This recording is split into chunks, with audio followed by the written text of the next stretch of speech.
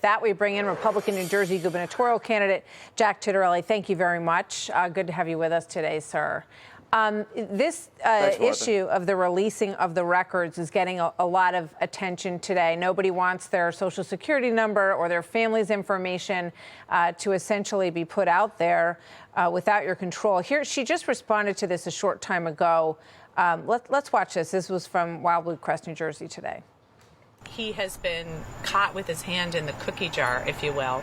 He's now trying to divert from that. So he is now, instead of returning the records that he illegally obtained and that the archives, through the Trump administration, illegally released, he is trying to go on some other witch hunt. And So what's your response to that? She's saying that you interfered in a way that had these records released, her Social Security number, her family's personal information, and that President Trump had something to do with it, or the Trump administration also had something to do with it. How do you answer that? Martha, this is all her spin to get away from the fact that she was punished by the Naval Academy. It's unfortunate the National Archives released information without some sensitive issue may be redacted. They've taken responsibility for what they did. They've apologized for what they did. But let's not get away from the issue at hand, because that's all she's trying to do is spin it a different way. While at the Naval Academy, there was a cheating scandal. She was somehow involved with that scandal. She was punished by the Naval Academy. She was not allowed to walk in the graduation.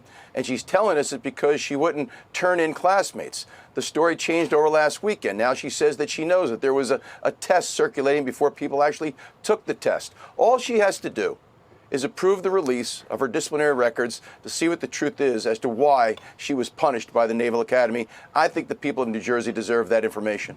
So, you know, it's interesting. In Brian Yennis's reporting, he just said that the top two issues, according to polling in New Jersey, are ethics and taxes.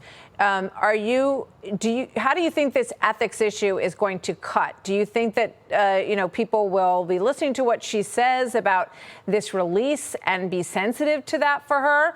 Or do you think that they will not be happy with what they're learning about this scandal around her graduation? And how do you think that's going to cut for you, potentially? Martha, it's all about credibility, right? And what we see here is a pattern with the Congresswoman. We now know that she was punished while at the Naval Academy, wasn't allowed to participate in graduation. I think that people should know why. While in Congress, she violated federal law and had to pay fines for violating stock trade and stock reporting for a congressperson. The New York Times reports that while sitting on the House Armed Services Committee, she's trading defense stocks. And her entire campaign is based on a stack of lies, including my tax policies and whose pensions I'm going to take away and the like. So there is a credibility issue here, and we're going to call it out again at the next debate.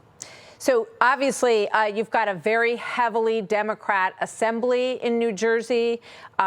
Heavily leans towards Democrat voters in New Jersey. I know we don't have time to play it right now, but the mayor of Dover, who's a Democrat, has spoken out on your behalf. Do you think that you're seeing over taxes and energy a move that are Democrat voters going to vote for you? First, let me say, Martha, that the Emerson PIX poll has it as a dead heat.